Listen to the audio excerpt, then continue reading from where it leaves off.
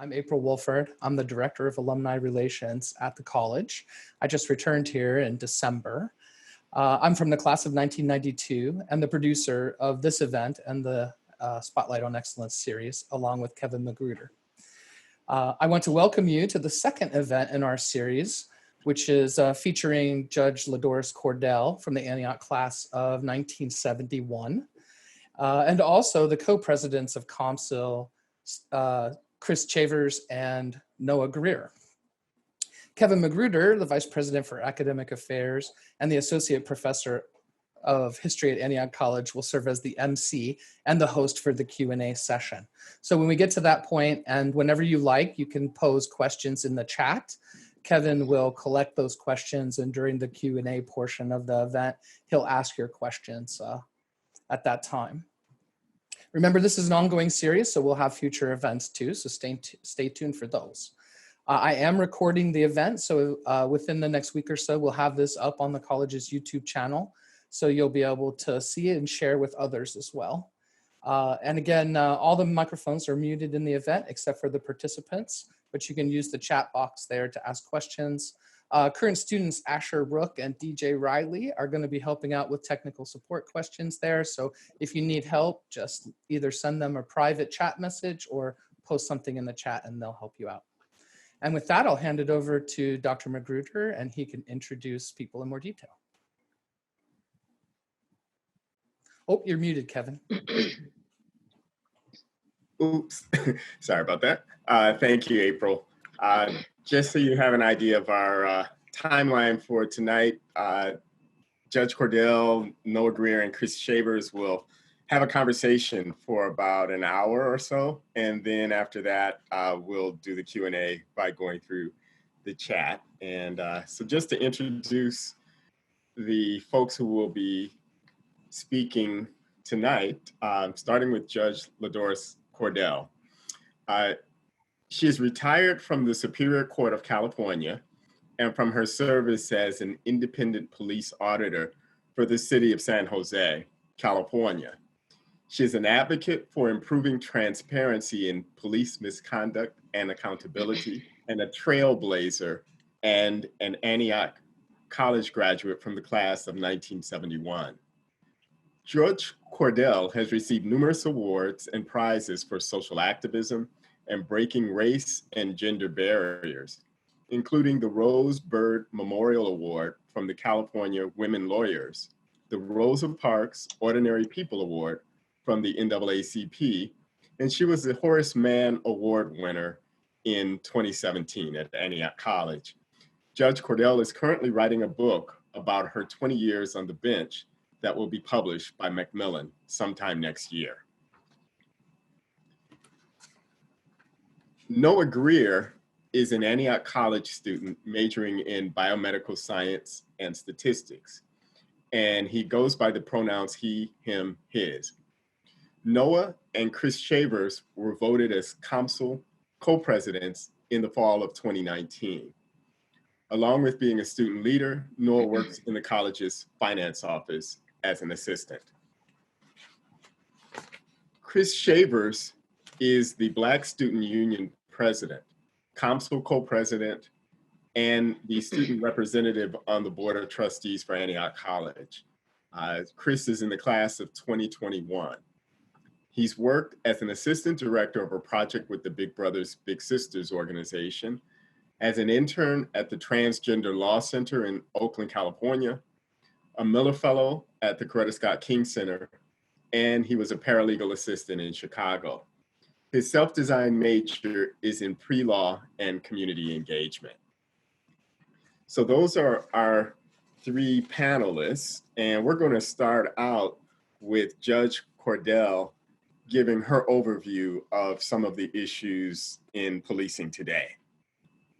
Thank you, and thank you to all of you for putting all this together, to tech people, April, everybody who participated, and thank you all in the community who have decided to kind of come in and talk, and we hope learn and come up with some solutions. So let me just take just a very few minutes just to talk about, give you just kind of my take on what's been happening specifically with policing in this country. In my view, there are two pandemics in the U.S. right now. The U.S., the COVID-19 pandemic, and the other is systemic racism. And COVID is a virus that's been with us since maybe December 2019, and it's infected more than 1 million Americans and killed more than 100,000 of us. But unlike the COVID-19 virus, the systemic racism virus has destroyed the lives of millions upon millions of people, starting with the 12 million Africans who were brought over, not all of whom survived the Middle Passage to come to this country in 1619. So the systemic racism virus has infected America for 401 years. This virus has had 4 centuries to infect and to permeate every facet of American life: education, housing, policing, corporate boardrooms, banking, sports, jobs, the courts, our laws, the media, healthcare, and it's just everywhere. And that's, of course, because that's what systemic means. Both of these viruses are contagious. They are transmitted from person to person, and they love transmitting to human beings. So when the COVID first hit, there was a slogan that hit this country really quickly, and it's just been picked up everywhere. And the slogan is "You are not alone. We are all in this together." It's ads everywhere in the newspapers. Everybody's saying it, and it has become the battle cry in the fight against the virus. And yet, after years and years and years, 4 centuries of the racism virus, we have yet to hear America say in one voice, "You are not alone. We are all in this together." That has never been said to Black and brown people, the group hardest hit by this systemic racist virus. And so it is my hope that maybe we're at the tipping point where that just might be starting to happen. So the search for the vaccine for the COVID-19 began only after time has been spent researching it to understand exactly what the virus is. What does it look like? How is it transmitted? What are its symptoms? Similarly, the search for a vaccine for systemic racism has to begin with a thorough understanding of what racism is, what it looks like, how it is spread, how it is transmitted, and how it manifests itself in humans and in our institution. And basically what that means, you can't even start to come up with a vaccine unless you know this country's history. So it's just imperative that we must know our history. So we will find a vaccine for the COVID-19. Of that, I'm certain. It will take, I believe, 4 to 5 years if you look at the history of finding vaccines for these viruses, but we absolutely will have a cure. It'll take a few years. So in my view, we don't have to wait for a cure to find the vaccine for systemic racism, because I believe we are the vaccine. I believe that we are the cure, starting with stamping out the virus where it has popped up in the White House. And the cure is our votes on November 3rd. But there's so many other places where this systemic racism virus has spread and needs our vaccine. And just quick examples, we have the real estate industry that still continues redlining to promote segregated housing. We have teachers and administrators that continue to disproportionately discipline Black and brown students in our elementary, actually preschool, elementary, middle, and high schools. We have colleges and universities that continue to utilize racist college admissions policies. We've got corporate boards that fail to open not just their board seats, but the officers who run these corporations to fail to open them to people of color.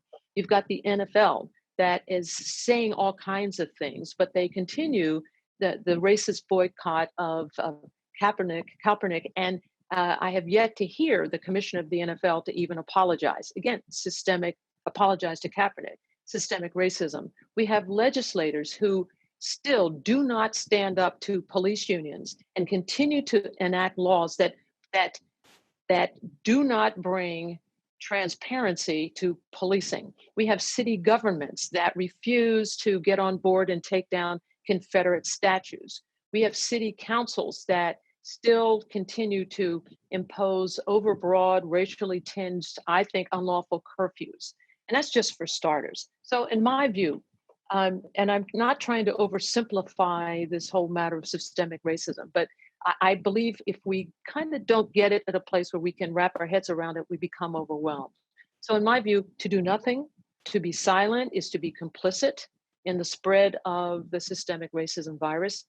The time is absolutely now. And I will tell you, I'm a bit jaded, and I'm at a place now where I don't want any more conversations. I don't want any more forces. I don't want any more commissions. Just no mas, no more of that. I think the time is now. We know what we need to do. And with policing, it's not that easy, but it's also not that complicated. And I hope we can talk about some ideas for how to end systemic racism, which has thoroughly penetrated policing in America. Back to you, Kevin. And Noah, you were going to start the conversation then. I'm actually gonna. Yeah, Chris will start off. Start it off. Okay, Chris Chavers. But thank you. Thank you for saying that, Judge Cordell.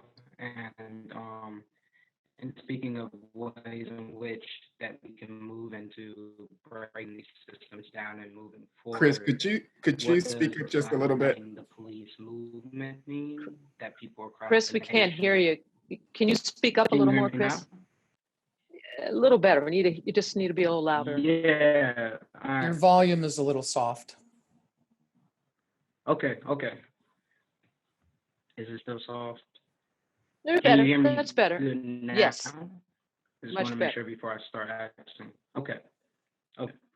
And so when you're talking about this, and there's people across the nation right now that are calling for defunding the police movement. And so what exactly does that mean? Does it have any merit? And how do you think doing this is going to move us forward? Did you hear that, Judge Cordell? He was kind of freezing up, and I'm not sure. Yeah, he was asking about the defund the police movement, whether you Right. think it has. Okay, you heard. Right. So, and let me know if you have any problem hearing me. Okay. So Chris was asking about this what's going around now is a call to defund the police. Well, there are actually kind of a number of things going around it. With respect, there's been reform, defund, and then there's this like reimagining policing. So the defunding, I think, is a misnomer because people think it means take all money out of policing. If you do that, then there aren't any more police. And some people may be in favor of that. But I think what they mean is you look at the budgets. So city governments fund the police. There are 18,000 police departments across the United States. Each has their own jurisdiction, their own turf. So city governments, town governments, boroughs fund the police. And they have a budget set aside. So when I was the police auditor for the city of San Jose, it's the 10th largest city in the United States, the mayor would propose a budget, city council would then vote on it. So what people are saying now is that we need to look at these budgets that approve millions of dollars in many of the major cities for policing and divert some of that money out. They don't need all that money, and use that money to fund social services that give rise to the reasons why the police are out there arresting and detaining our young people. So use the money to deal with issues that deal with economics, deal with issues regarding homelessness, that deals with all kinds of socioeconomic things. So that's, I think, what defunding means. I think it's just not a good word. I think a better word is divert, to divert some of the funds from these budgets back into the community to be utilized to solve some of the problems. Thank you, Judge Cordell. You had talked a little bit about police unions and how they're a part of the systemic racism virus. How do these police unions act as obstacles in police reform? Okay. So for if we're going to talk about policing, anybody is upset about it and wants to do something, you have to do your homework and you've got to understand what policing is in America and how just police departments are set up. So when you say the police, it's not one monolithic group. Even in one department, there are basically two different divisions here. You have the command staff, and that's the chief, and those are those that report right to the chief, and the bulk of them are the rank and file. Those are the officers that are on patrol, and they are the ones that belong to the police unions. So across this country, over the last decade and maybe more, unions in general have lost their influence in America. I support unions. I've never crossed a picket line, and I never will. But the fact is, they've lost a lot of their influence over, institutions and trying to get laws passed favorable to workers. The one union that has gained in strength over the last decade are police unions. They are powerful, they have a lot of money, and they use that money to influence legislators to pass laws that favor law enforcement. So it's this one big kind of rigged game as I see it. So these unions really establish the culture in the police departments. So if you're talking about changing policing and having reforms, you can do all kinds of things. And I hope we talk about that later, such as A Can't Wait. But the idea is, if you don't, in my view, if you do not change the culture, you're not going to have nothing's actually going to happen for the better. In other words, policing will remain the same. And that's a major thing to do because the culture is established by the unions. Now, what unions do is every 2 years or 4 years, they sit down and they negotiate with their city governments on how much money they will get. And they have a lot of clout when they sit at the table. And most people in the community have no idea what's in their police contracts. So it's real important in your own communities to first get a look at what the contracts look like, and also when they come up for renewal. And I think what you'll find in those contracts are some very shocking things about where money goes and how money is allocated. So police unions, and just let me give you an idea in California. So in California, there is a police union, and it represents 77,000 people who are in the public sector, and it's called the Peace Officers Research Association of California. It's the largest law enforcement labor organization. As I said, 77,000 members. So what this union has done is they have got an initiative that they have put on it's going to be on the ballot in November to undo criminal justice reforms that the voters put in place in California by way of initiatives. So they have sufficient money. It's now on the ballot. They're calling it something that makes it sound like it's a really good thing. But what they're doing is undoing reforms. And these are reforms that have to deal with people who are incarcerated. So fewer of them are incarcerated, more are out. They're talking about lowering the level of a third felony theft to just the amount of $250. It can be charged as a felony instead of it being a higher number. If you're accused of stealing something, the number is now like $950. They want to lower it so more people can get charged with felonies. So this is the culture. And if you listen, by the way, to cable TV, listen to the radio, where now police union presidents are speaking out and they're now having interviews. If you just listen to what they're saying, they make the case for why the culture needs to be changed. So with respect to George Floyd, with respect to other of the shootings, they're all defending the officers that were involved in doing it. Out here, when Oscar Grant was killed by a BART officer, and Oscar Grant was down on the ground, and his arms behind him, and then the officer shot him in the back. The union right away what came to the defense of the officer saying it was justified. And it's happening now. So if we're talking about the unions, they're here. The question is, how do you get them to get on board? The problem is, I don't know that you can, which means I think we have to be thinking about policing and really rethinking policing and reimagining how policing should work. But while they're here now, the chief in the Minnesota Police Department broke off all the contract negotiations, said, nope, just tore it up and said, I'm not going to sit down at the table and I'm not going to negotiate the things that the police union wants in Minneapolis. So as long as we have the unions, it's important for community to know who they are, who's the president of the unions, get all of the contracts. It's public information because your tax dollars are paying for policing in your respective communities.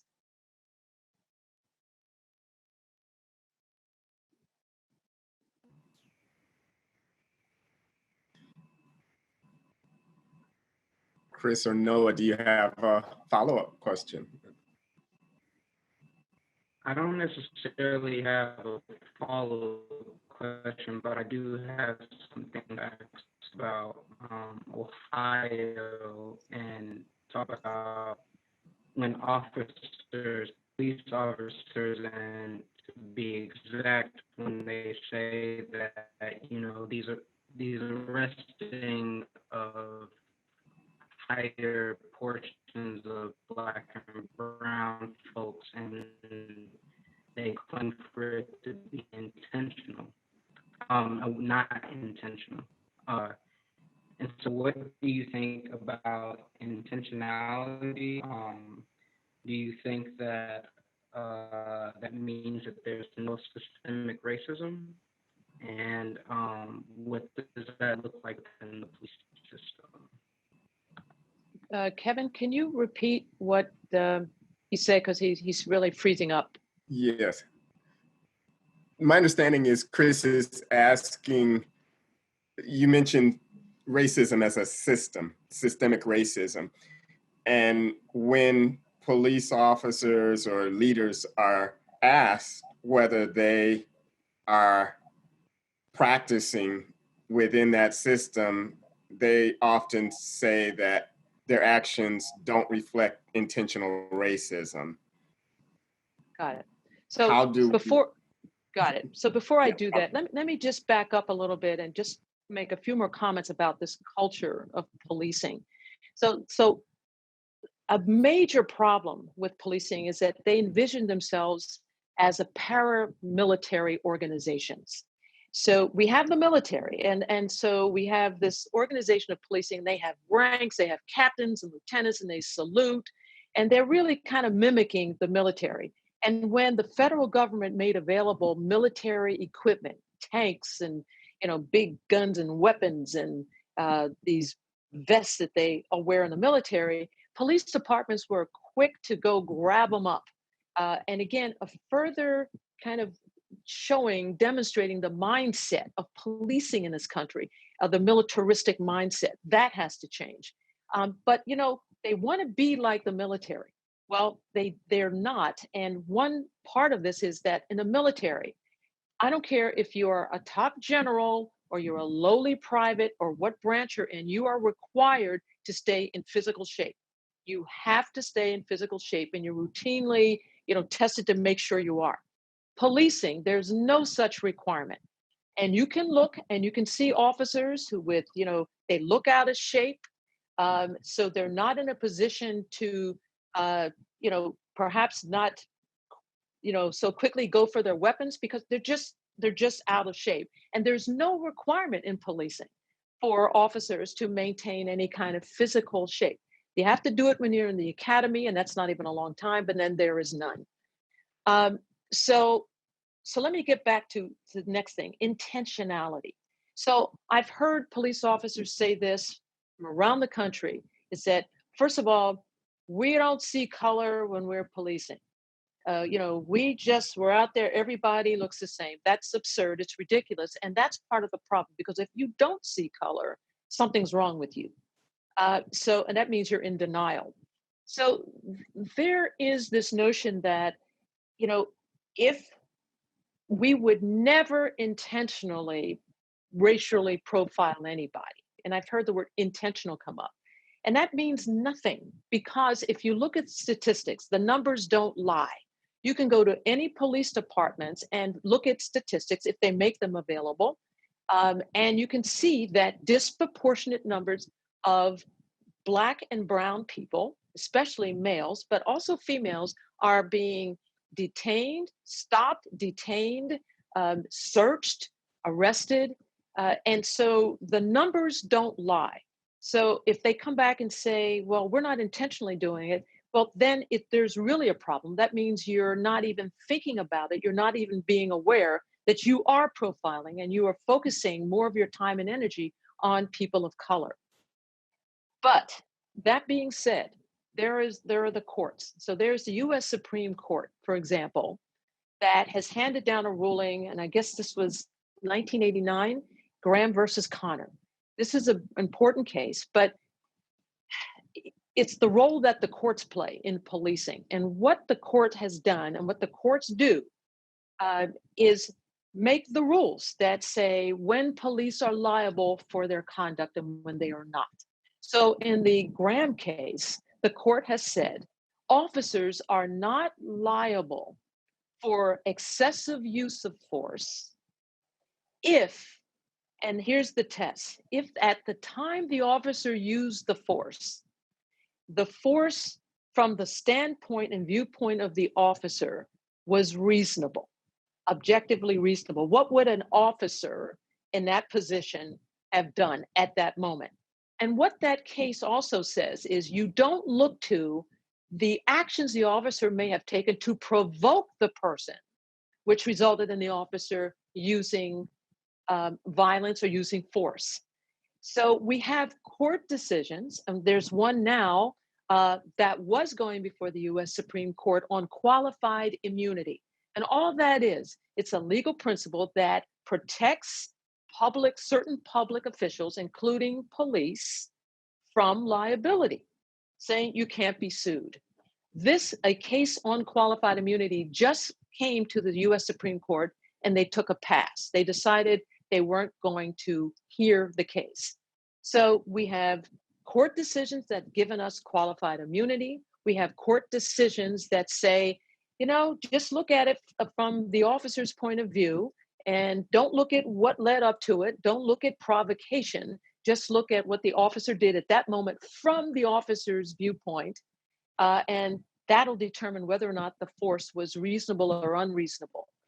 There are states, California is one, where they've changed the rule from reasonable use of force to necessary, what was necessary at the time. So there are states that are starting to look at this. The federal system, that is the Supreme Court and the federal appellate courts, they're not there yet. And I really think we have to look to the states if we're going to have some changes. So let me just show you what's been happening. Now, since May 25th, and I guess Mr. Floyd was killed, he was murdered then. Since then, 24 states have proposed 226 bills and resolutions about policing.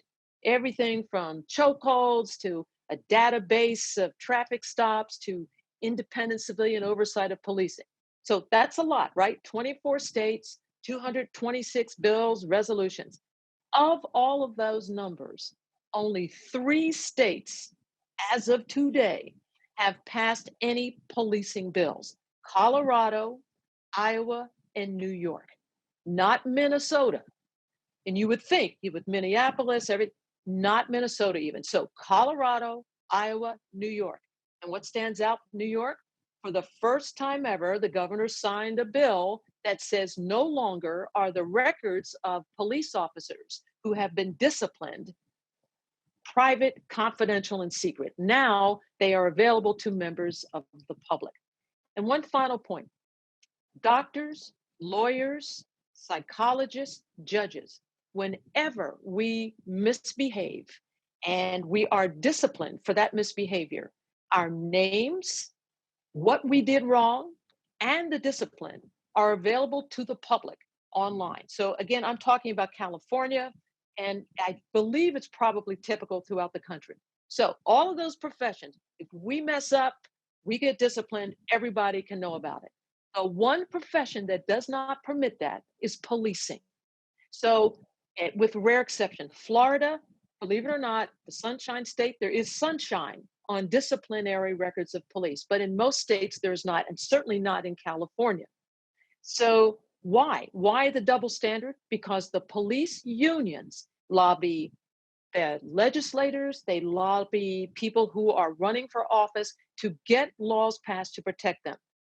Police officers, by the way, this disciplinary records, they get destroyed after 6 years or 5 years or 7 years. Who ever heard of such a thing? Why? Because that's what they got done. So in California, after 6 years, the records are just gone. So you don't know if the officer patrolling your streets has a whole long line of discipline if the discipline happened more than 6 years ago, because it's all gone. All that stuff needs to change. And then again, that's through the legislature. So there are things that can be done using laws, using courts, but I don't think you can legislate the kind of cultural change, the shift we need in policing. We need to, I think, redefine policing. So if I can, let me just take us to that step. Is that all right?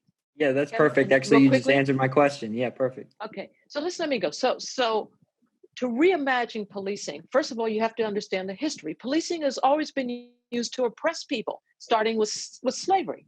So with that mindset, and they're militaristic, people who live in affluent white communities, they love the police. They don't have a problem. I've talked to folks and they don't understand why everybody's complaining, because the police know them and they're there, they make them happy, they protect them.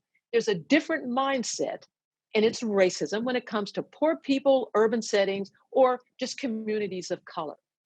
So how do you get this shift? How do you get this cultural shift? One part of it is, the unions, that's a problem. So let me give you an example. So in Camden, New Jersey, everybody, all the police officers, including the chief, were fired. Gone, done. And if you wanted to be a police officer in Camden, New Jersey, you had to reapply. And if you wanted to reapply, you had to buy into this new concept of policing in Camden. And Camden uses, and it's a term we've all heard, community policing. It's not rocket science. And all it means is officers out of their cars all day. Instead of riding around huddled up with your gun in your car, ready to, jump out and get people. Community policing means you're out all day, you're walking the neighborhood. You know everybody and they know you. You know the store owners, everybody who lives in these streets, the people who are out hanging out at the park, you know them and they know you because you spend all your time getting to know people, understanding. So let's look at Camden. Camden, problems aren't all solved. But what happened in Camden, one example, before all of this, Camden had a huge murder rate, and the solve rate for murders was only 16%, meaning people were not talking to the police. The police were occupiers, they were oppressors, and people were not talking to them. So murders were not getting solved.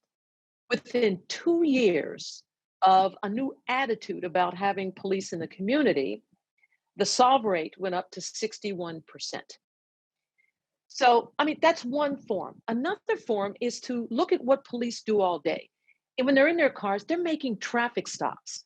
And by the way, the Supreme Court has said it is legal for police to make pretext stops. And what that means is, oh, I see your tail light's out. I'm going to stop you. Now, I could care less about your tail light, but I see a black or brown person in the car, and that's what I want to stop because I want to see if they have anything. So the courts have said pretext stops are legal, that they help police do their work. So another way to reimagine is to say, with traffic stops, kind of minor infractions, why not have community police community? In other words, have people who know each other in a community, maybe somehow, deputized in a way so they can, stop somebody, your taillight's out. And if it's somebody who can't afford to do it, they maybe have a community resource that says, look, you can go over here. I'm going to give you a fix-it citation, but you come back to me. You're not going to court. You don't have to pay a fine. Again, these are things I've just been, thinking about and kind of thinking out loud with you all now. But it's just reimagine that they're not there to oppress. So I think it's incumbent upon all of us, especially your generation, those of you class of 2021, think outside the box, reimagine how you would like your communities to be. And I believe, we're at a point we may be able to start to make that happen.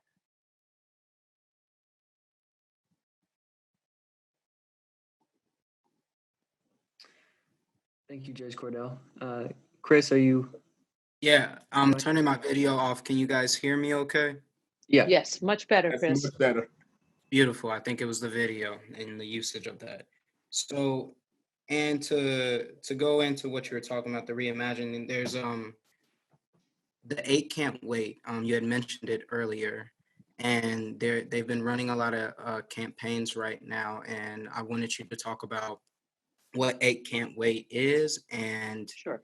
the differences within what they're doing and what police systems are using for the campaign of 8 Can't Wait. Thank you. Thank you for asking it. So Campaign Zero, you can Google them. They're wonderful. And they've come up with this 8 Can't Wait. And there are 8 police practices and procedures that they're saying every police department should have. And they have a website, if you go to 8 Can't Wait, and you can see where all these departments stand to see whether or not they have all 8. So, for example, no chokeholds or, civilian oversight, whatever's on the 8. So it's really wonderful that they've developed it. And everybody, particularly police chiefs and city governments, are now saying, oh, look, this is it. Let's get all 8. We'll do all 8. And some are saying problem solved. We'll do all this and we won't have any problem with our police department. In my view, 8 Can't Wait. It's fine. It's a quick fix for doing something immediately. But understand, anything that's systemic is not subject to a quick fix. But however, I think 8 Can't Wait is now being used as a gimmick to kind of get over the hump and get people thinking about other things. And I'm troubled by that.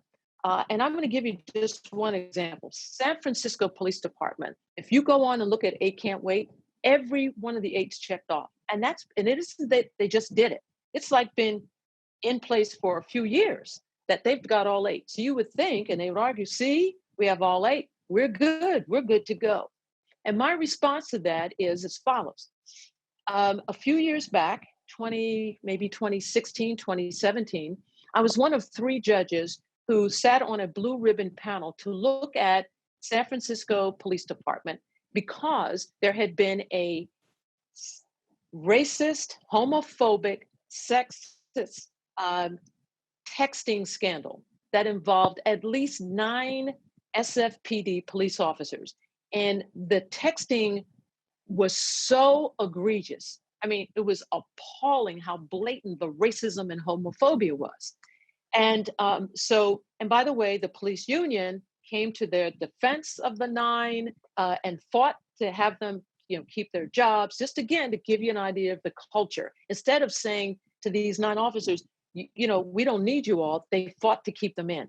So my point is, you have a police department that has all 8, and yet look at what we have. I mean, it was a hotbed of homophobia and racism and sexism right there among the 9, with the culture circling the wagons, this is the union, and defending them.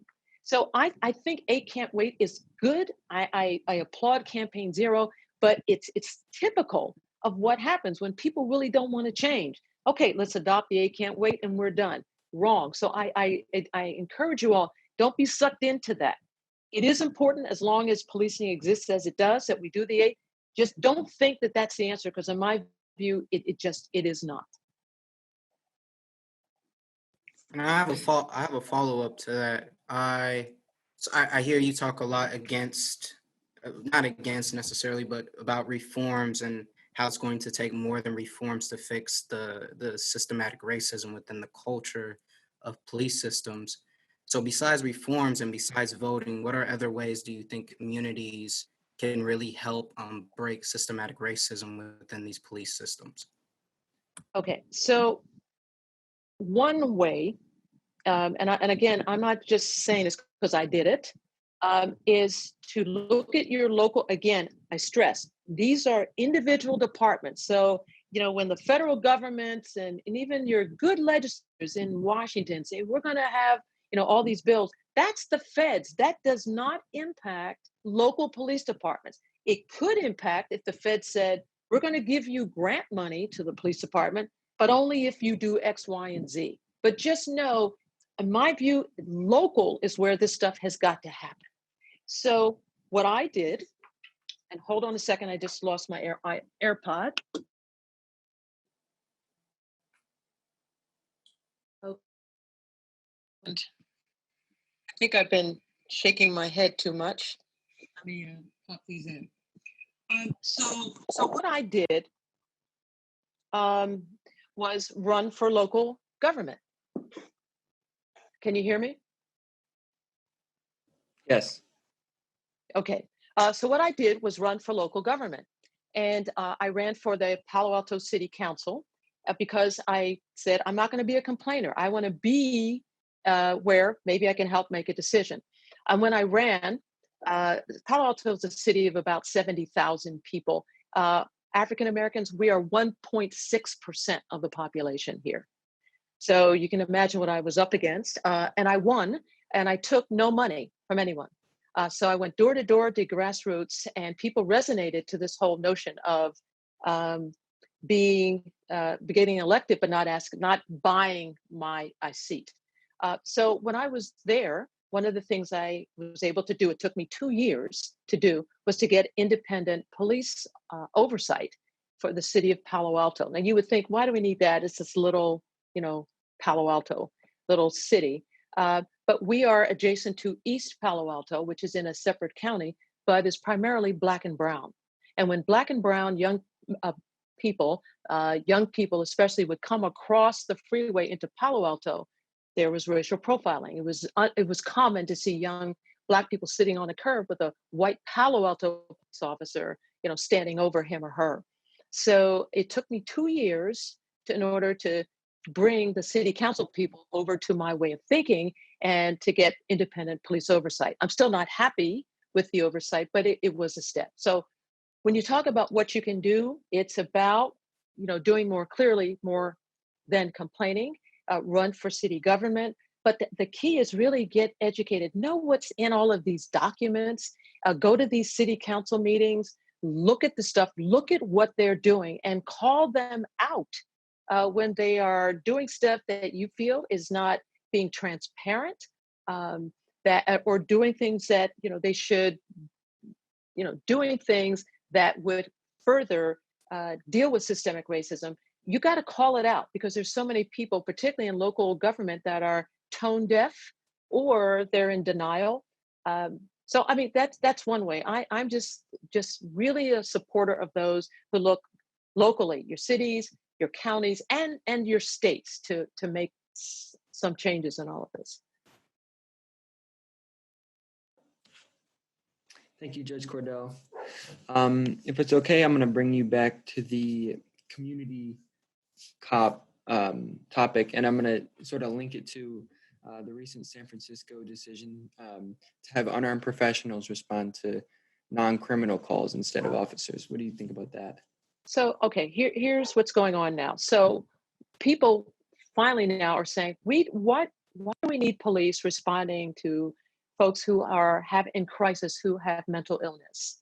Why do we need police to respond when I have a homeless person who is maybe, there's a problem. The person is maybe on the sidewalk or at the park and interacting with people in not a good way. So again, it's part of diverting funds to those equipped in the community to deal with social issues. And it's these people, we have some of these shootings. We had one here in Palo Alto. He was a young white guy. He was mentally ill. He came out of his house. He had a butter knife. He's dead. The police were called. And so why do we have police, on the forefront for things like this? So, I mean, we're talking about this now. And it isn't just now. People have been saying this for all along. but our legislator, our government officials have not been listening. So now they're listening. And so we can have people with boots on the ground that have training, the social workers, people who work with the mentally ill. There's something in policing called crisis intervention. All right. It's been in the San Jose Police Department, San Francisco Police Department. They've had it for a long time. But still, there are people dying and being killed who are mentally ill, who have these issues. So we need to do better. So there are examples where they have officers trained in crisis intervention. Sometimes they just don't show up. They're not even called to be there. And other times they've been successful. But I just think that when somebody shows up, with the guns and all of that, it doesn't really help the situation. Now, clearly there are instances where people are violent. And yes, we need people who are trained in order to deal with the violence. And maybe that's police, and maybe that's police combined with other people. I'm not sure. But that's the kind of discussion we need to have if we're going to change policing from the inside.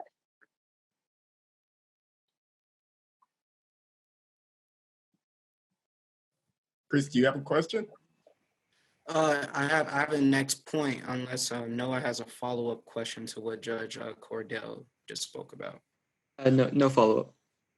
Okay, Judge Cordell, and so you have an upcoming book that's coming out. And would you like to kind of take us into what this book is going to be talking about and what it all entails? Well, thank you, Chris. And so I just want to stress, I'm not a writer, but I was on the bench for 20 years, and most of the cases I did were criminal cases, but not exclusively. I'm what's called an all-purpose judge. So I handled all kinds of cases, from adoptions to probate, which is fighting over the spoils when somebody dies, a will contest. I handled juvenile cases, both criminal and also dependency, where kids are abandoned, put in foster care. I've handled family court divorces. So I believe that I have a story to tell. And this book is really kind of a mix. It's part primer about what state court judges do, and it's part memoir. So what most people, and it's very rare for somebody not to have ever gone into court in the state courts for traffic, could be for a divorce, could be fighting over child support. Most people have had some experience in the state courts. So I also believe that most people are ill-informed about what it is state court judges do. And we get most of our information from what I call buffoon-like people who are on these TV judge shows, who are entertainment, and I think make light of and trivialize what it is state court judges do. So that's why I decided to write the book. And so what you have to do when you want to write a book, you write a proposal, and then you float it. And then if a publisher is interested, then a publisher will say, okay, I'll work with you. So Macmillan, which is a major publishing company, has stepped up and are working with me in getting this book done. So I want to just add one thing. The last 8 years I was on the bench, and I can't remember why, but I wrote letters every Friday to my parents. I mean, letters, right? I mean, I'd sit down and type them up and about what happened that week in court. And I did that for 8 years. And my parents, unbeknownst to me, saved every one of those letters, because I didn't make any copies. I just sent them letters and gave them back to me. So with those letters, I've been able to kind of recollect, especially those last 8 years and all the different kinds of cases that I had. So because of them, I'm able to write this book. So my expectation is that it will be out sometime in 2021. I've spent 1 year writing. I started writing June 2019, and I finished up, got near the last chapter in June 2020. So now, and anybody knows about writing, writing's all about rewriting. So you write it, and then you got to rewrite it and get it to a place where hopefully it will educate, it will entertain, and also propose ideas about how we can fix a very broken legal system. I want to also encourage you all to go Google the Chief Justice of the, I believe, North Carolina Supreme Court. It's a Black woman who wrote a letter and made it public. and acknowledging how broken the system is. And she calls on all judges in her state, and I see it as a clarion call for all judges throughout the country to do constructive things to make the system better.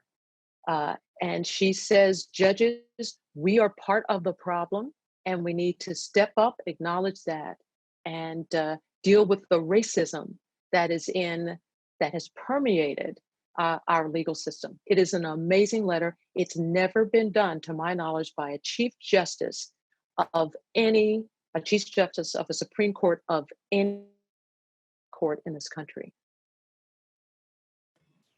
We've got a lot of questions in the chat, but Chris or Noah, if you have a final question, if you could provide that, and then we'll move to the questions in the chat. I hope we can go right to the questions, if you don't mind. I mean, folks have been waiting, and we'll do that. And I do know some of the people asking, so when I do, and it's relevant, I'll identify them. The first question comes from Angela Allen.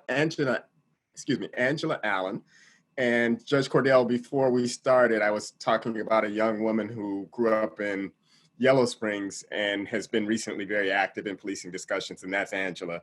My understanding, she has a degree in criminal justice, and she recently was part of a group of young people who organized over the last 4 weekends, several rallies around policing. And her question is, what is an appropriate budget for a community like Yellow Springs in terms of policing budget?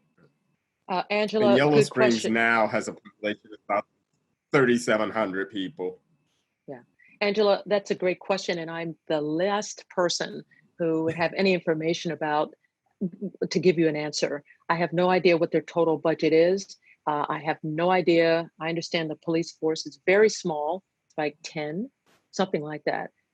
So I have no idea what it is now.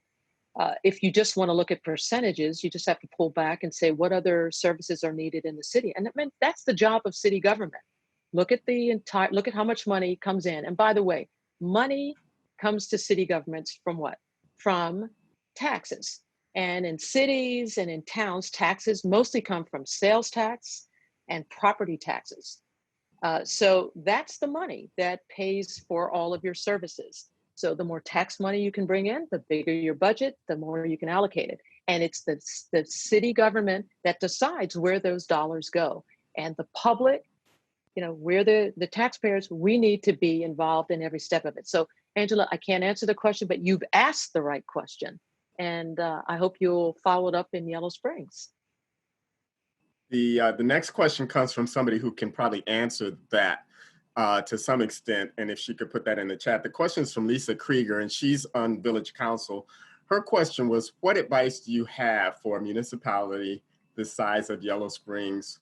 What's your perspective on Yellow Springs disarming police? So I've not heard of disarming police. And we know, for example, in England, police generally don't carry weapons. They don't carry guns. Maybe that's changing now because of some of the terrorist acts that have happened, but basically they don't. But they're not in a country that's gun crazy as America is. So in America, it's like, it is the thing. By the way, the Supreme Court, I think, was absolutely, when I say Supreme Court, I mean the majority of those who voted for a decision, because there are Supreme Court dissenters who disagree with the interpretation, for example, of the Second Amendment. So when I say the Supreme Court, I don't mean the good people who get it and have been voting the right way.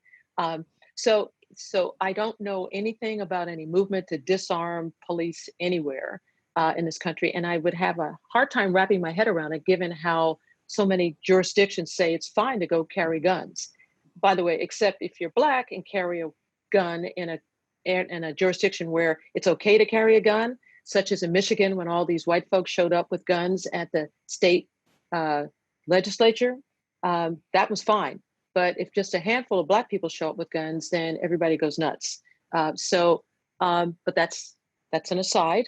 But so to get back to Yellow Springs, I lived in Yellow Springs during the time that I was at Antioch, and I mean, quite frankly, I see no reason why officers there should have guns, quite frankly. But again, that was back in the day. I don't know if things have changed today. So I don't know. But it sure would be good, for you all to have a conversation with the chief, and also if they have a police union, to talk with the rank and file. There are only 10, if it's 10 officers or fewer than 20, that's not a hard thing to do. And it'd be really interesting to pick their brains about whether or not they're rethinking policing in Yellow Springs. And the next is a comment from Larissa Crockett, who was on the Antioch Board of Trustees for several years. And she says, these unions also back politicians running for office, thereby multiplying their influence. This is a handcuff on the mayors. Is there something the city council can do? Who can break up this system? So here we're back to the unions, and it's a very good point, Lisa. So what you've described is why these unions are so powerful. It's all about money. So they pay dues, and they just have a ton of money, and it's money that drives politics in America, sadly. So the mayors, generally in most cities, sometimes they're separately elected, or they are elected by their own city council. But it's the city councils or the city governments that approve the contracts that the police have. So when they get the courage to say to the police, no, nope, we're not going for this contract, you're all going to have to come back to us, that's when change starts to happen. But right now, the unions are in the driver's seat. They get to kind of call the shots, and with all of their clout, they hook up with other unions to influence state legislators, which is what has happened in California. Jody Rosenblum asks, what about gun control? What about it? What? I think implicit in that is, can that be a force in changing policing? Well, so you have a culture that's gun crazy, and you have a Supreme Court that says, go ahead and be gun crazy. So given that, I have no idea. And when local jurisdictions try to act their own ordinances that say, no concealed carry in our town or our city, then the NRA finds out, and they file a lawsuit, and they come in. And so there's all that happens. So you have the NRA, which I think is losing some clout because of its membership rolls maybe going down, but they still, this is why this political system is so infused with not just the racism, but and I do think the gun thing is all connected to the racism. And we know that when the Black Panthers in the 70s carried weapons, because you were allowed to do that in California in public, as long as you wear them in public, Ronald Reagan, they couldn't wait to pass laws that banned the carrying of weapons in public. All it took was, a group of Black men carrying, the big rifles and shotguns, and then that was the end of that. So it's all connected, in my view, to the systemic racism. So when you embolden your legislators and we get different people on the courts, we can make the change. One last thing on the courts.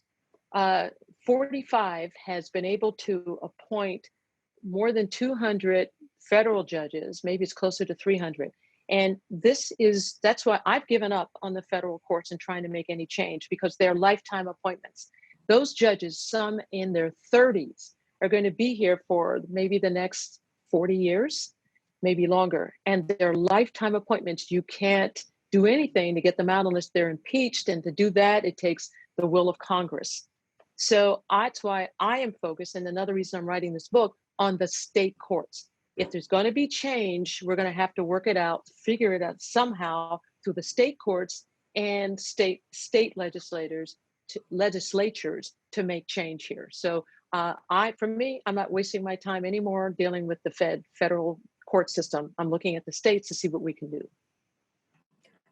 And then Cynthia Davis notes, I have read that there are also some foundations that support the police, pay their bail if they are put in jail. Right. So, which is terrific. And there are people who have lots of money, these philanthropists, and I don't know if Soros is one of them, where foundations have gone or groups have organized and gone and said, we need money to do this. And they post bail, particularly after protests where people have to, they're not released and they have to post bail. So there are those organizations. I know of. But here she's speaking about when so for instance, I think what she's referring to is legal support for police when they are implicated. Foundations that do that. That I don't know about, but I know that that's where the unions come in. They have all this money and they hire their lawyers and see that their people are taken care of and represented. So that's what they do. I mean, they circle the wagons. That's part of circling the wagons. Okay. And then, let's see, sorry. Scrolling through here, skipped over some, sorry. Take your time. It's fine. What do you have to say about the decision today regarding the Senate policing bill where the Democrats blocked passing that vote? So there were two bills that came up, one put forward by Republicans, and that was in the Senate, and one bill put forward by Democrats in the House. And what do you think? The Senate bill, Republican-led, had things like, maybe we should do this, and kind of given some guidance. There were no teeth in it. It was ridiculous. It was a sham. It was an insult. And no surprise. And then you had the bill put forward by the Democrats, which had some teeth in it. And again, I have no problem. I'm not against reforms, but in my view, it's not the answer. Reforms let's immediately do things that keep people safer, like no chokeholds. I get that. But I just don't think the long-term answer lies in just, let's pass this bill. And again, remember, that's federal. That doesn't impact Yellow Springs. It doesn't impact the police department in Palo Alto. It could, but it just doesn't. But it sends a message. It's about, what we want people to do. So it was a standoff. So the Senate is majority Republican. They're not going to pass the Republican bill that got sent over. So we're at a standoff. I don't expect anything really to happen much until we have the election November 3rd, 45, that virus is out, and then we can start to talk about maybe, be more positive starting in January 20 to January 20th. Okay. Then Jane Braswell asks, what are your thoughts about training academies and a complete revamping of those? Easier decertification of officers and stricter recruitment screening. Have you seen New York Executive Order 203? I have not seen Executive Order 203. And if she could just maybe, or whoever was in, could maybe put a little more information about it while I'm answering this question, I'd appreciate it. So the academy, by the way, there are more hours spent learning to be a cosmetologist than learning to become a police officer in the academies. Just know that there are more hours required. I have had the opportunity to talk to officers who were in the academy when I was the police auditor in San Jose, and they're good, most of them young people. They want to be of service to the community, and I see what they're taught, and they spend more time learning how to use their weapons than learning how to de-escalate use of force, for example. So there needs to be, if you're still going to have policing as it is, there has to be a total revamping of the academy who teaches there how it's all done. And if people say, well, the answer is, anti-bias or implicit bias training, that'll do it. And all I can tell you is that has become another gimmick. In my view, it's become a cottage industry. Everybody has their flip charts and slides and wants to go make these presentations. And I have been in the room where police officers have been ordered to go to this training. You know what they do? They sit there like this with their arms like this folded, and that's it. It's just not going to happen. Not in that fashion, because they get defensive because they're basically saying, I'm not racist. And many of them believe they are not. And yet, look at the numbers, look at the disproportionate number of arrests and detentions and stops. So again, if you want to keep policing as it is, yeah, the academies, we need to look at it. And you all, community, you need to find out what goes on in these academies. Who's doing it? Who's doing the teaching? What's being taught? Why can't you sit in? Why not sit in the back and, watch all this happen? So there's a lot we can do if we're talking about working within the systems that exist. We need more information. We need to be informed. And then Mark Pennis asked, does anything change fundamentally unless qualified immunity is reformed through legislation? So qualified immunity, either you have it or you don't. And again, it is a way to keep police officers and other public officials from being liable. So police officers can be liable, but the behavior has to be, and again, I'm being just very rough summary here, it's to be egregious, it has to be outside of the scope of their work. So, I mean, and again, I'm very briefly and maybe inaccurately kind of summarizing it. So anything we can do that helps hold police officers, as long as they're in this policing model, accountable is a good thing. So yeah, I mean, that's fine. Let me, and then just go back to one other thing. So if you feel that you've been disrespected by the police, you can file a complaint. Anybody can do that, and you file a complaint. Generally, if you don't have an independent police auditor, you go to the police department, and they generally have a form, you fill it out, and you file it. And of course, the police investigate themselves. So they'll investigate it, and then they tell you, yeah, there's merit to your complaint, or it's unfounded, or we couldn't sustain it. So whatever, the officer's exonerated. But I just want to give an example, because I've heard police officers say, I don't see color, nobody on our force is racist. In Los Angeles Police Department, which is a huge police department, I think it's second in size only to New York, there were, from 2014, maybe it was 2012 to 2014, and again, I don't have the numbers in front of me, but I can tell you this. There were 1,356 complaints of bias-based policing. That means policing based on race and ethnicity. Complaints that, racial profiling, or this officer used an epithet, racial slur, whatever. 1,356 over this time period. And again, if I have a few minutes while we're talking, I'll find out what the time, but it was a matter of a few years. So the police investigated all of those. And guess how many out of the 1,356 bias-based policing complaints LAPD found had merit? The answer is 0, none. So here you have, a system where police are saying we're not racist, and yet there's something wrong. There's something very wrong. In San Jose, I can tell you from 2014 to 2018, there were 430 complaints of bias-based policing. Of that number, 1 complaint was sustained. There's something wrong.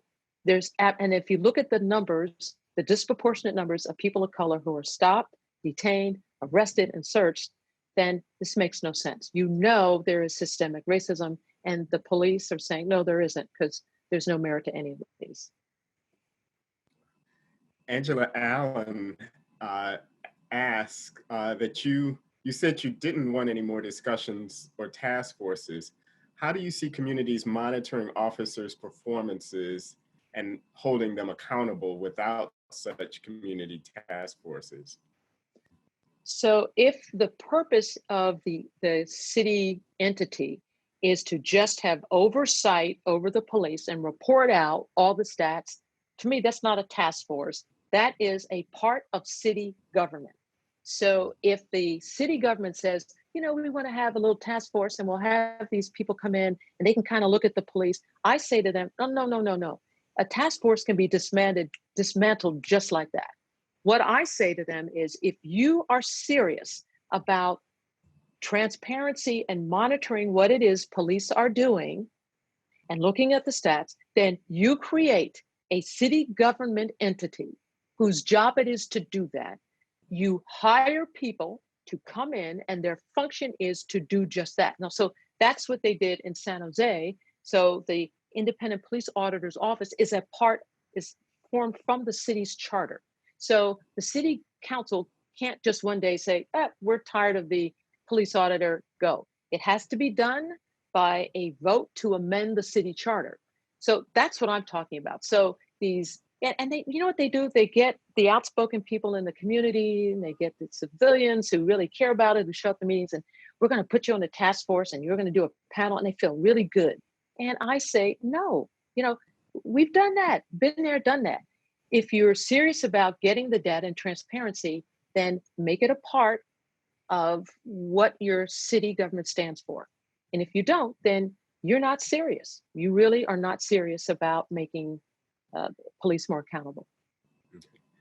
Larissa Crockett asks, is it possible to reorganize the police force without severing the relationship with the union? Is there any way to reach this tough knot? That I don't know. And I would encourage you to talk to the folks in Camden, because how they just fired everybody, the city government, and just fired them all. So if you're fired, there is no more union, there's no more contract, nothing, and brought them back in. And I guess they do have a union in Camden, but they had to adapt to the new form of policing.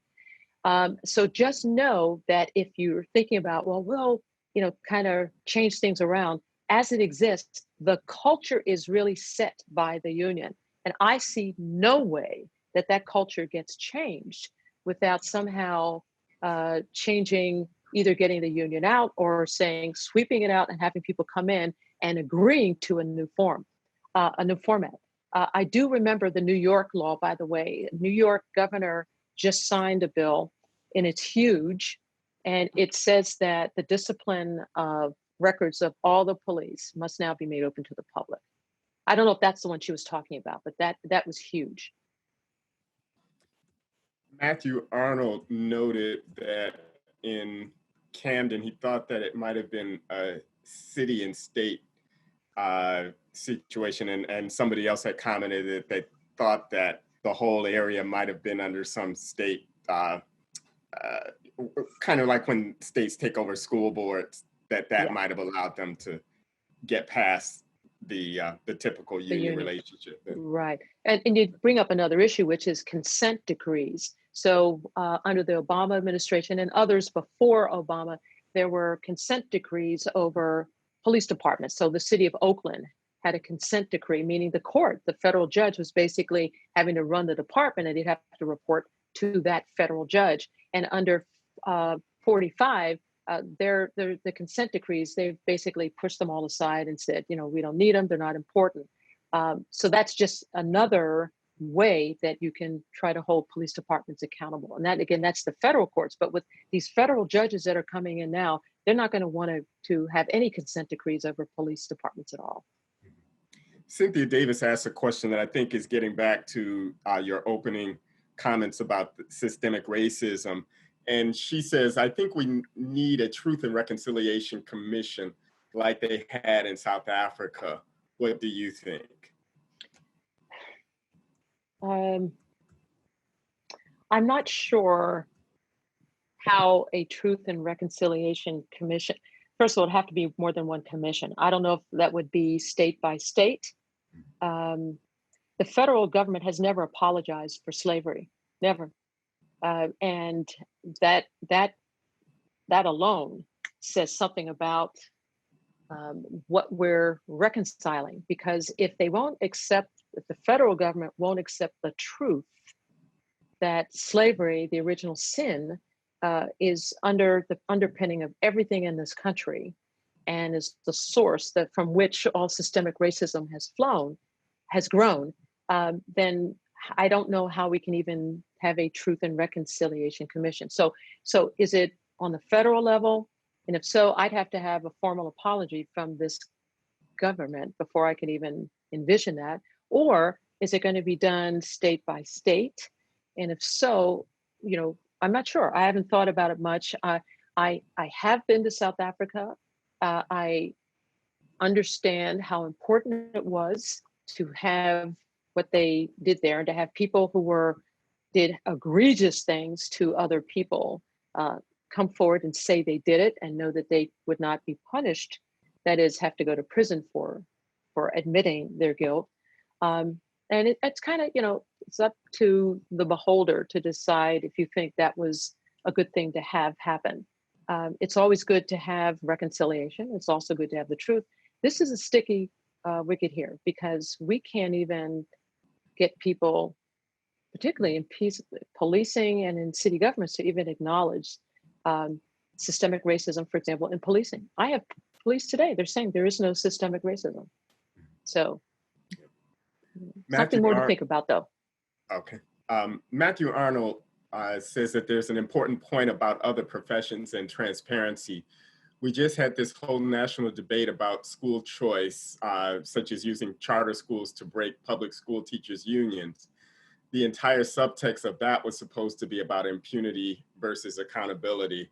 And I think he's asking, is there a correlation in terms of ways to really impose transparency on police departments that don't want that? I don't know that I got that. I mean, I thought he was talking about charter schools, public schools. I mean, I am opposed to charter schools. I believe they are been utilized really to take down public schools. We need to be putting our money and time into public schools and making education better for all our kids. So I'm not sure where he was going with that to policing. Okay. But I do see racism. I do see racism as a part of the kind of how the charter school movement really got going, because I just think it's dismantled the public schools in our urban settings where they are most needed. Barn Grinnell asks, I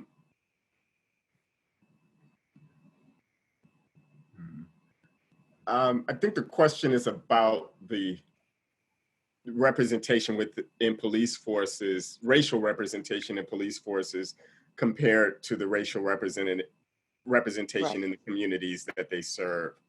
Right. Is there a way to bring those more in alignment? Well, the question is, first, yes, I mean, there are fewer people of color who are in policing than there are white people in policing. And that's pretty much the case everywhere.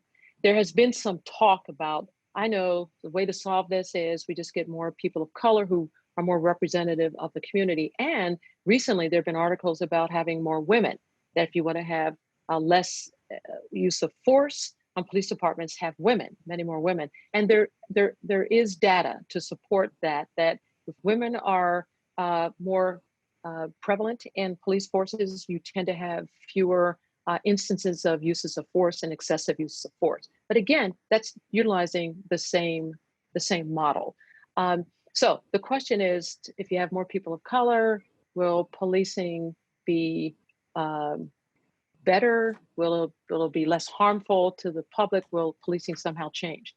So I am sympathetic to officers of color, people who've chosen to belong to the police forces. And if you saw the protests in DC recently, there were officers of color. Some of them were with the Park Police, and they were being taunted by protesters of color saying, why are you wearing those uniforms? Why don't you come over here and be with us? I mean, it's a very tough one to do that. And the comparison I give, and it's a little bit analogous, I chose, knowing how racist the system is and how broken it is, to become a judge and to be at the helm of the system that is very broken.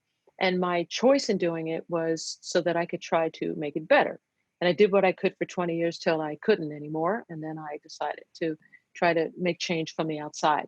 So I don't know. And from what I've seen, I don't think that it is the answer, that having more officers of color. I mean, we have a Black police chief in Minneapolis. Look what happened. So I'm back again to, I feel for them. And if they have, good hearts, and I think many of the officers do, but if you're caught up in that culture, I just don't know how much really more you can do. Okay.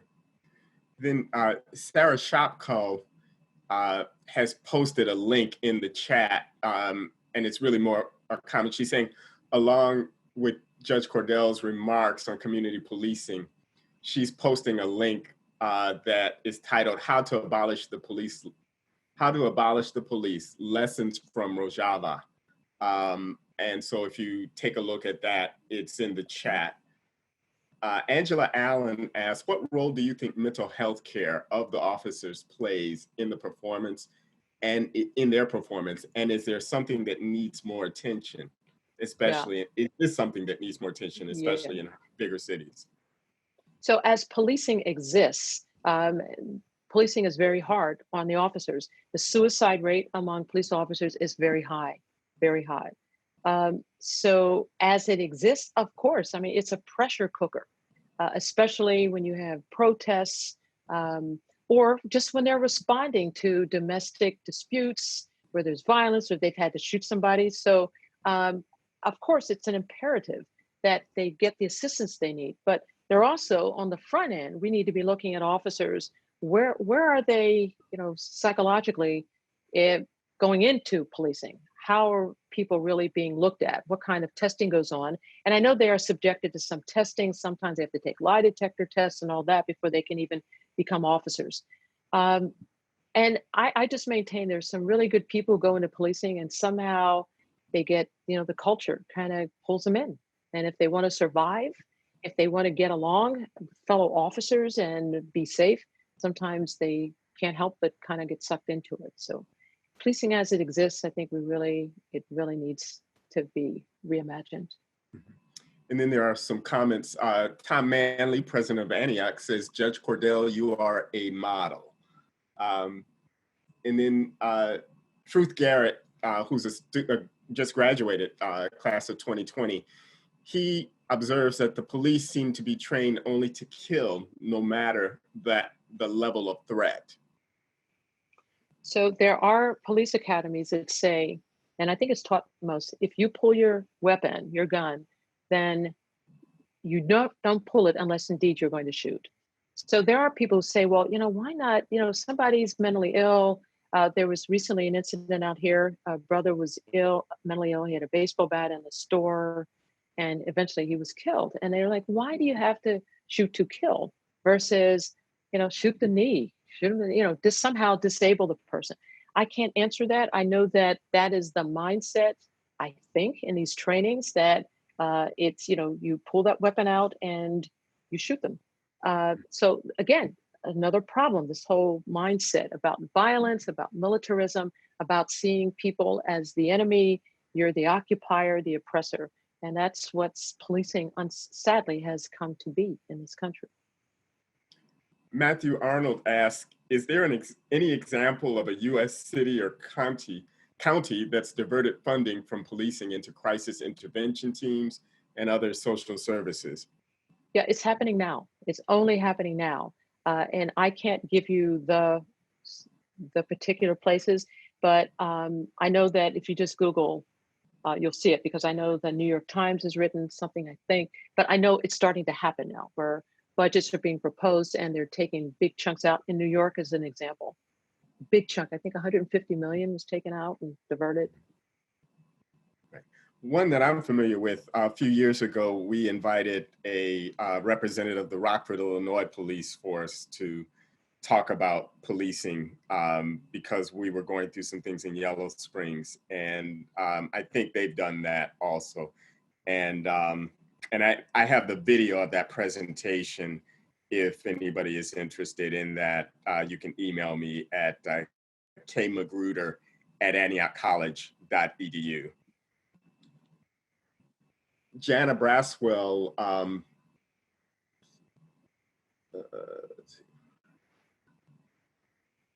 she's asking that same question about diversion of funds.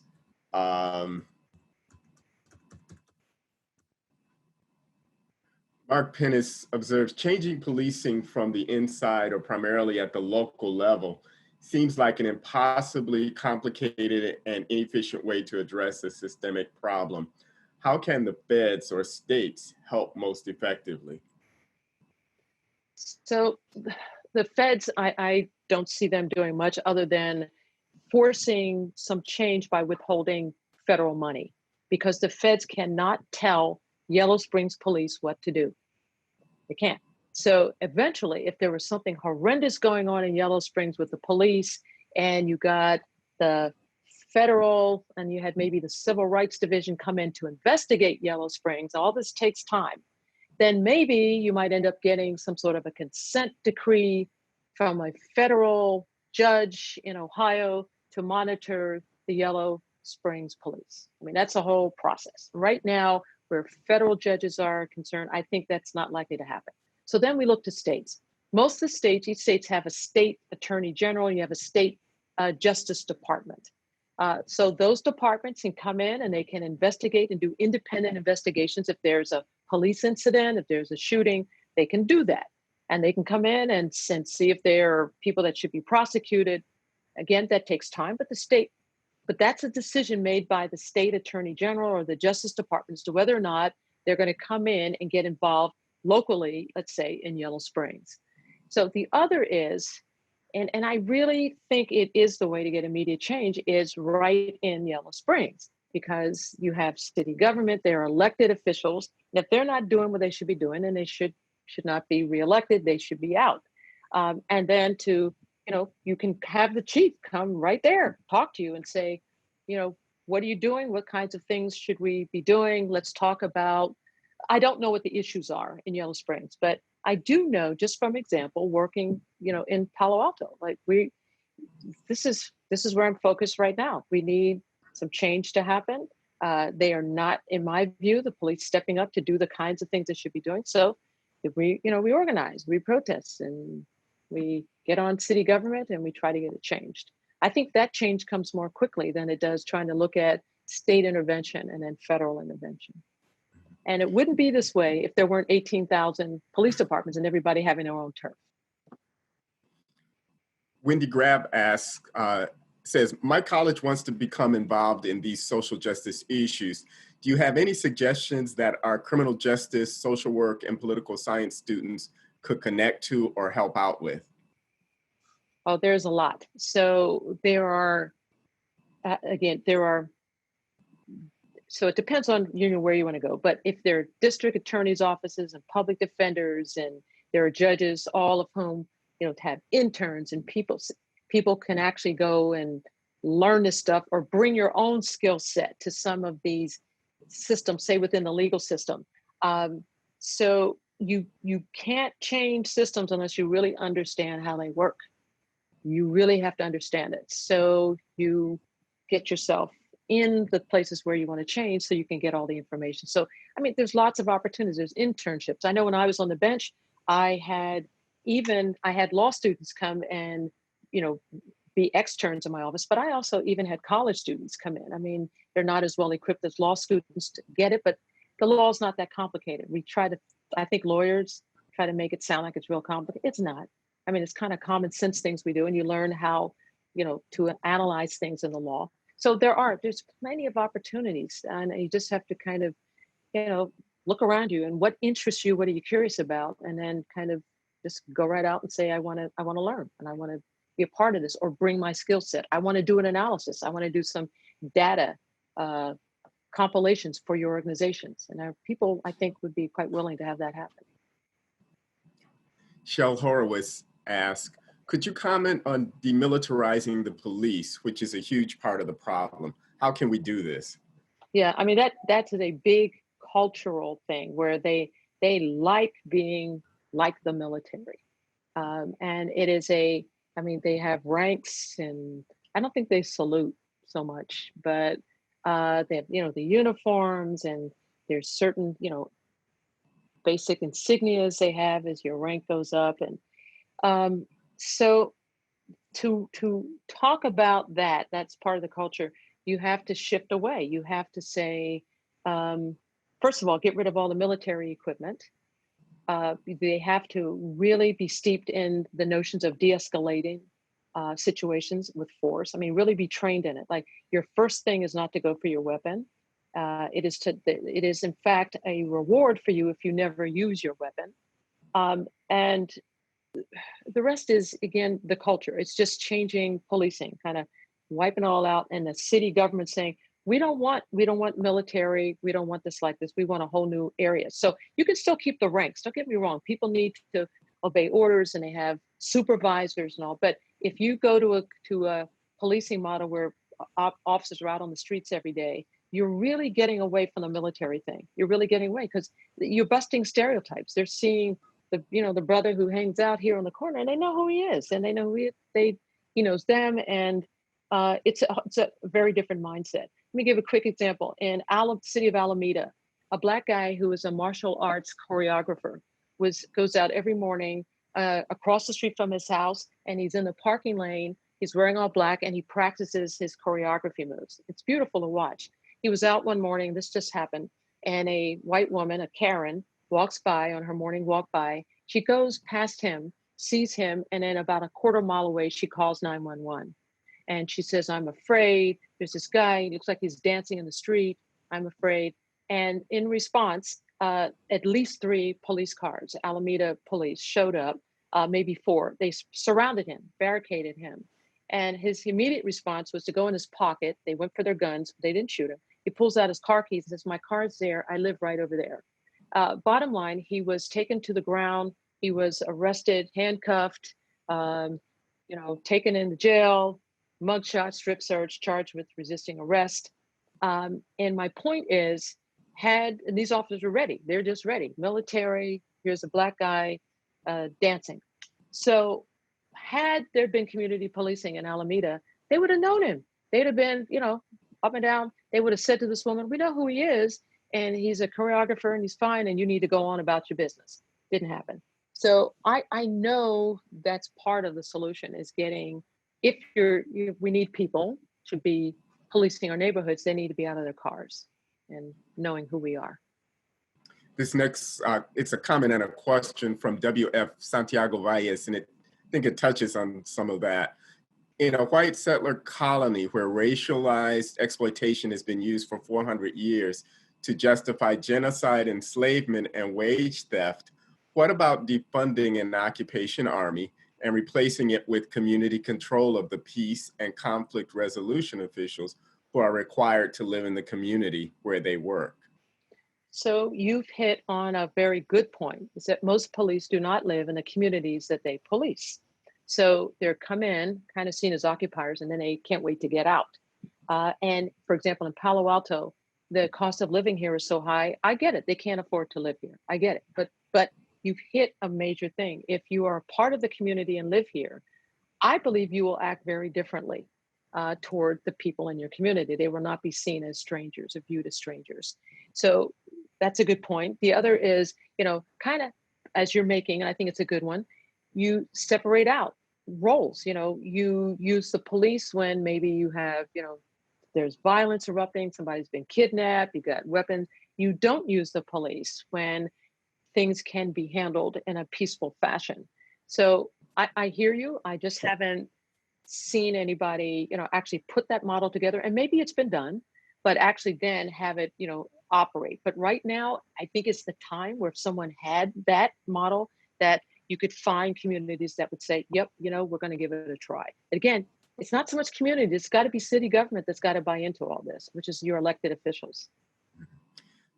Janet Braswell makes the observation, if you all haven't seen 13th on Netflix, it is a must watch. And so that's the Ava DuVernay documentary about the criminal justice system named after the 13th Amendment, which has a clause that abolishes slavery except for people convicted of a crime. And so she used that as the jumping off point to look at the criminal justice system now, really. And it came out maybe about two or 3 years ago.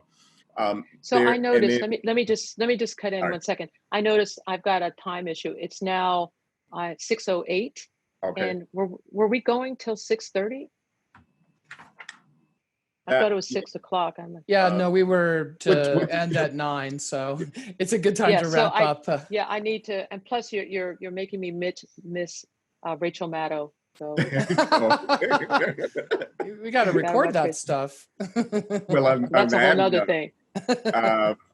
We want to thank everybody for attending, but particularly Judge LaDoris Cordell, thank you so much for You're all my the pleasure. information you shared. And then also thank you to Chris Shavers and Thank to you, Noah Chris. Greer for your Thank you, questions Noah. that really got the conversation started. And April? Yeah, thanks everybody for participating. Thanks so much, Judge. It was Thank such you, a really April. helpful event and a lot of really great ideas for us to work with and take to the ground, like, and do stuff. So that was exactly what I was hoping for. Thank you. So you're quite welcome. And I just hope everybody is motivated to do something. Your silence means complicity. We can't have it. We never could. So we really, I encourage everybody, find what it is you need to do, and let's just make this happen. Let's make this the tipping point and make this different. So thank you so much. You're welcome. Have a great I night, adore everybody. I adore you, Antiochians. So keep doing what you do. Thank you. Enjoy Rachel. Thank you, Judge Cordell. Thank you. Okay, bye. Take care. Bye-bye.